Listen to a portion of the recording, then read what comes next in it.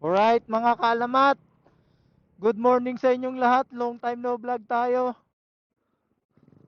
Halos mag-iisang taon tayo na wala tayong upload sa YouTube channel natin, pero ngayon mag-upload tayo.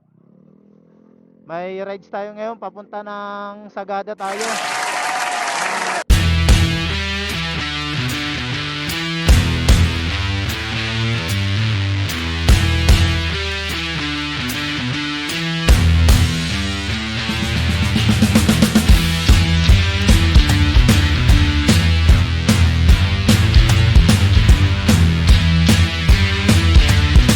Meron mula dito sa Montalban ay halos nasa 400 plus kilometer ang ating bibiyahin.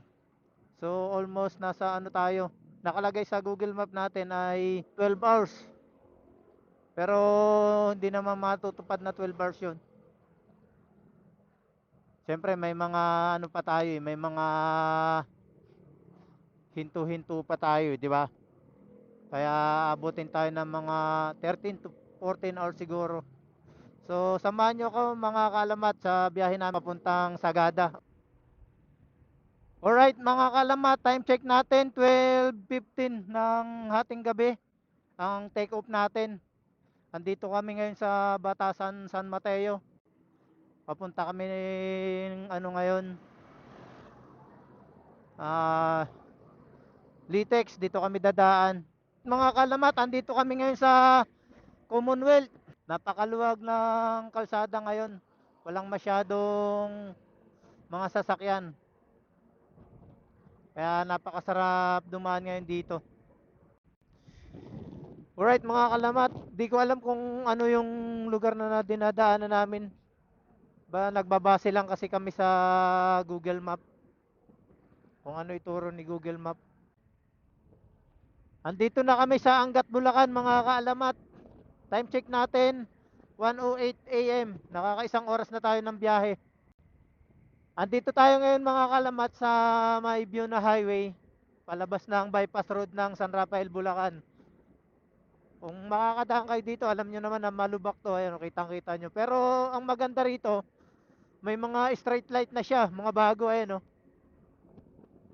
Dati kasi walang street light to. Kaya pagdadaan kayo ng gantong oras, napakadilim dito. Kaya goods na dumaan dito. Kaya lang, ingat lang rin kayo kasi masyado may malubak pa rin dito. Pero hindi na rin kagaya ng dati. Nakapagpagas na nga rin pala kami doon sa amin sa Montalban. Doon sa lugar namin. Mamaya, baka magpapagas na uli kami doon sa, siguro sa Cabanatuan o kaya sa San Jose. Pero halos wala pa namang bawas yung gasolina natin. Andito na kami ngayon sa bypass road ng San Rafael mga kaalamat. Nakalabas na kami ng view na highway. Time check natin 1:30. Isang oras at kalahati na rin tayong nagbibiyahe. Andito kami ngayon sa San Rafael, Bulacan. Mga kaalamat, kalalabas lang namin dyan no, sa bypass road na yan no. Ayun, dinadaanan ng mga truck na yan. Pahinga muna kami. Isang oras at kalahati na nabiyahe natin mula dun sa amin sa Montalban. Time check natin 1:37. Isang oras na tayo. A few moments later. Matraffic. Traffic ngayon dito. Mukhang may ginagawa. Dito sa San Miguel, Bulacan kami ngayon. Alright. Lusot. At kaya pala matraffic. Nag-asphalto ito. Ang haba ng traffic mga kalamat to. Ayun o. Puro truck. Ayun o. Time check natin mga kalamat 2:32. 2 oras at kalahati na tayong bumibiyahe. Okay, papasok na tayo ngayon sa Nueva Ecija mga kalamat. Ito. Alright, nandito na tayo sa Nueva Ecija. Sagapan, Nueva Ecija. Grabe ang haba ng traffic mga kalamat mula sa San Miguel, Bulacan hanggang dito sa Gapan, Nueva Ecija. Ayan o. Puro truck. Ang haba ng traffic, grabe. Alright mga kaalamat, welcome to San Leonardo, Nueva Ecija.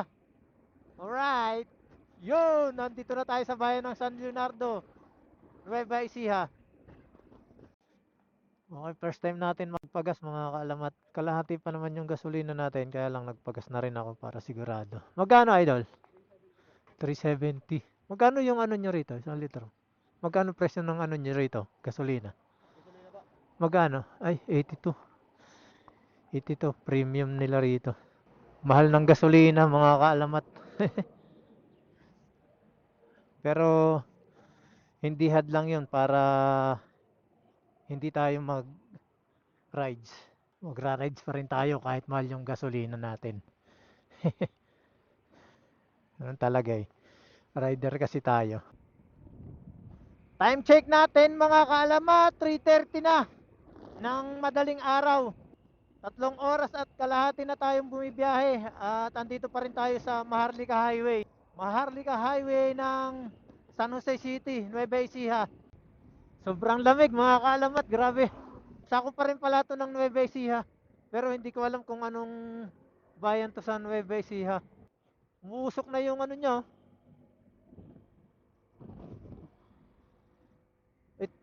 Bayongbong Nueva Ecija pala kami mga kaalamat.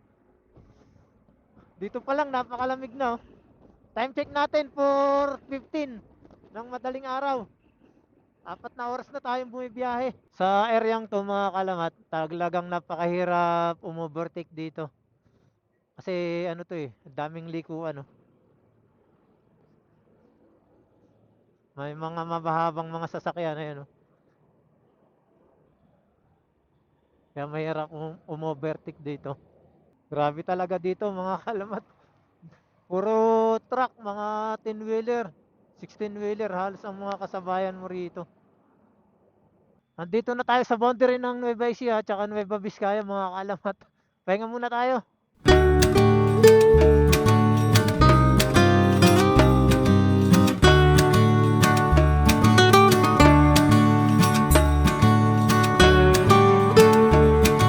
Medyo maganda na yung daan dito, dire-diretso na to.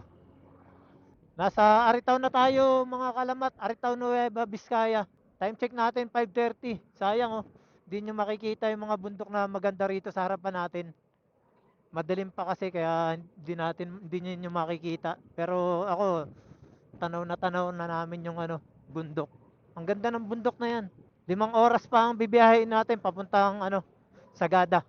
Second gas namin to mga kaalamat, dito kami sa Bayongbong Nueva Vizcaya. 94 ang ano natin dito pala pre. 94 yung gasolina. Sa wakas, nakapagpag gasolina rin sa mamahaling gasolina. Tingnan nyo mga kaalamat oh. Super Red. Yung premium niyan. 94 ang isang litro. Yung diesel naman 106.70. Grabe no. Dito kami sa Bayongbong Nueva Vizcaya yan. Sa nagpapagas kami. Second gas natin yan. 400 halos ang ginast ko ngayon dito. Maliwanag na mga kaalamat. 6:30 na. Ay 6:30 na. Kaya makaka-capture na tayo ng mga magagandang views ngayon dito. Ay views tuloy ah. Ngek ngek. Grabe ang mahal ng gasolina rito. 94. Ang lupit. Alright mga kaalamat. Time check natin 6 na ng umaga. Nag-stop over muna kami dito. Dito sa Aritaw, Nueva Vizcaya. 6 na oras namin biniyahe mula sa Montalban hanggang dito sa Aritaw. Bakit ako hindi naman ganun din kabilis ang biyahe namin. Parang joyride lang talaga. Ilang oras pa tayo bago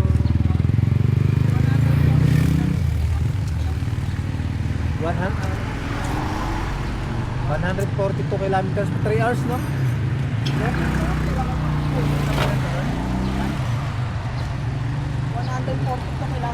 A few moments later. Almusal muna kami, nagugutom na kasi kami. Ganda ng lugar dito, napakaganda ng kalsada. Sumisikat na yung araw. Bali, 2 motor pala kami. Binibreak in kasi namin to, yung ADB ko na 160 tsaka yung kay paring Nad na ADB 350. Sabay lang namin kinuha to. Kaya binibreak in namin dito sa puntang Sagada. Ha? Ano na? Biskaya pa rin to, pre. Nueva Biskaya pa rin.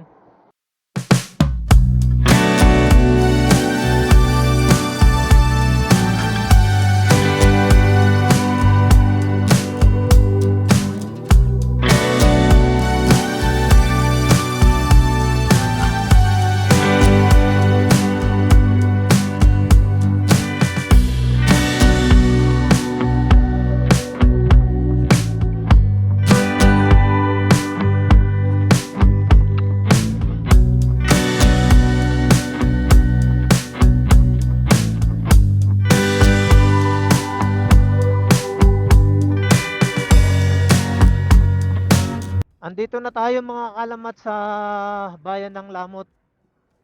Lamot, Ifugao. Ayun, oh. Ito yung simbahan, yung ano nila, oh, munisipyo. Ito yung palengke nila. Dito tayo kumain nun ah. Nung nagpunta tayo kila Ate Johnny. Ayun, mga kalamat tayo. Ang ganda dun oh, sa kanan natin. May rice terraces. Ayun oh. Oh, alas 10 na mga kaalamat pero napakalamig dito kahit napakaganda ng sikat ng araw. Hindi sakit sa balat yung sikat ng araw. Ang ano ng ano ng lamig sa mukha pumapasok sa helmet ko. Napakaganda dito mga kaalamat oh, grabe. 1 week later. Alright mga kaalamat, andito na kami ngayon sa Banawe. May arko. Ayun yung arko nila.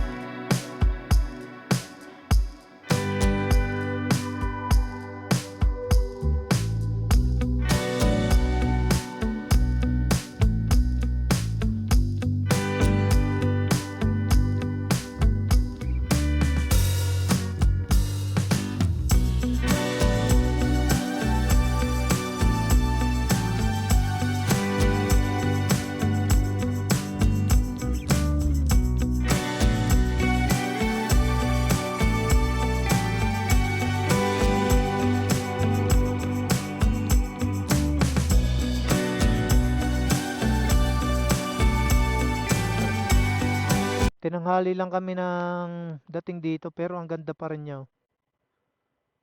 Lalong-lalo na gitna na yun. Oh. Ito yung napaka gandang ano rito marating. Pagka nagra-rides ka, sobrang ganda ng makikita mo rito.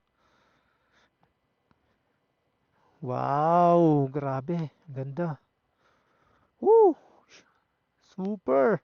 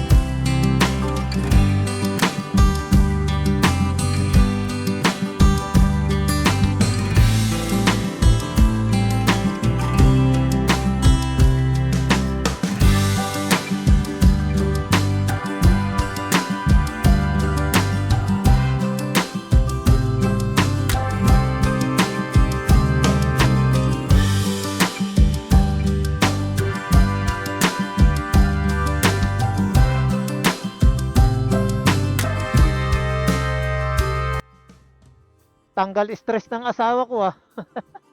Tuwan-tuwa siya, nakagala na naman siya eh. Yung asawa ko kasi teacher to, kaya medyo malapit sa stress to. Ayun, okay daw. Ang sarap daw ng pakiramdam niya. Napakaganda nga naman kasi ng mga tanawin dito, mga kabundukan, mga lunti ang kapaligiran. Ingat lang kayo dito pag mapupunta kayo dito mga kaalamat, lalong lalo na kung first time nyo katulad namin. Talagang napakadelikado. Kasi itong kaliwa natin katulad nito, yung diretso na yan na daan, talagang ano yan, bangin yan. Oo, bangin talaga yan. Kaya ingat lang, doble ingat. Ayun, puro bangin yan. Magpapakarga tayo ng gasolina ngayon dito kasi baka kapusin tayo ng gasolina. Puro paahon kasi to. 3 bar na lang kasi yung ano natin 75 kilometer pang tatakbuhin natin. Kaya magkakarga muna tayo. Dito na kami sa Bontoc Mountain Province. Napakaganda ng view dito namin, no. Papagas lang sana kami kaya lang naalok pa tuloy kami ng may-ari ng bahay na magpahinga muna rito. Ayun, okay naman. Ganda naman yung ano namin dito. Yung kalagayan, napaka-relax. So guys, mga sa BMRC. So, yung Sa bundok. mga matatandang BMRC dyan. Ano na? Mga matatandang BMRC dyan, ano na kayo? Buti di kayo sumama, baka sumakit yung mga likod nyo sa lamig. Ito yun eh. Oh.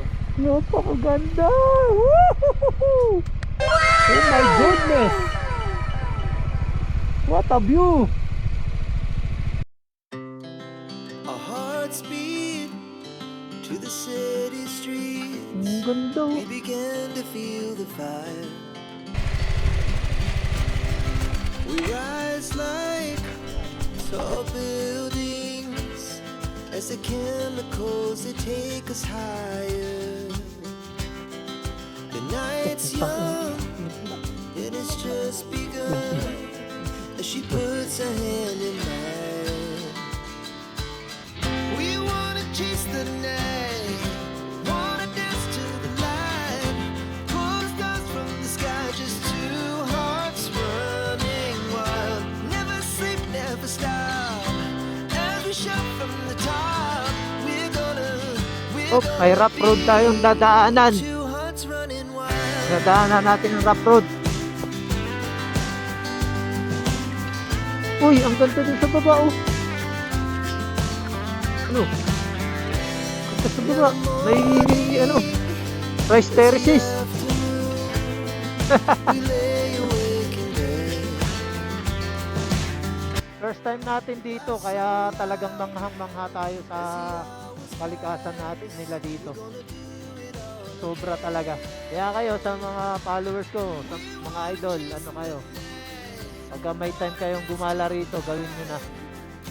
Isiguraduhin ko sa inyo na hindi kayo malulungkot. Mawawala talaga ang pagod at stress ninyo saka katawan ninyo pagka nakarating kayo rito.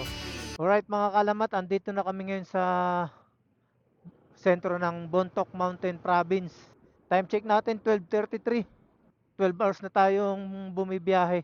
12 hours na kaming nasa kalsada. At wala pa akong tulog simula pa kahapon. Galing pa rin ako sa biyahe. Biyahe ng pamamasada. Tas ngayon, biyahe naman na gala.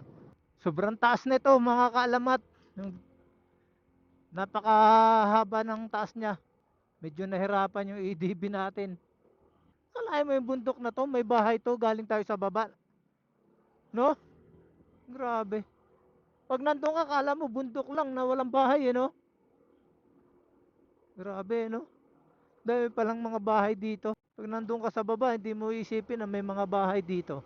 A few moments later. At ayun na nga, nakarating na kami dito sa Sagada, mga kaalamat. Time check, 1:32. 13 hours ang biyahe natin. Pero sulit naman. Didiretso muna kami doon sa tourism office para magpapa-register muna kami sa tourism office.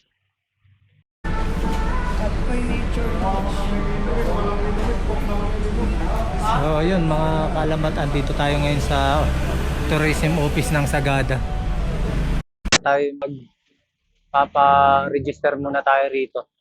Kailangan daw kasi yun. After nito po, dediretso na kami sa lodging house na inirent namin. Pare, anong balita? Ayos lang, rides.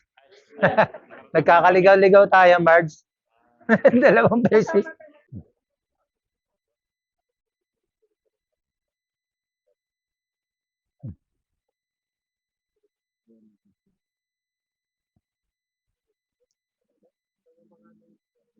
Pwede lumapit na sir. Pwede ka rin magpa-reserve. Pas muna, pas muna.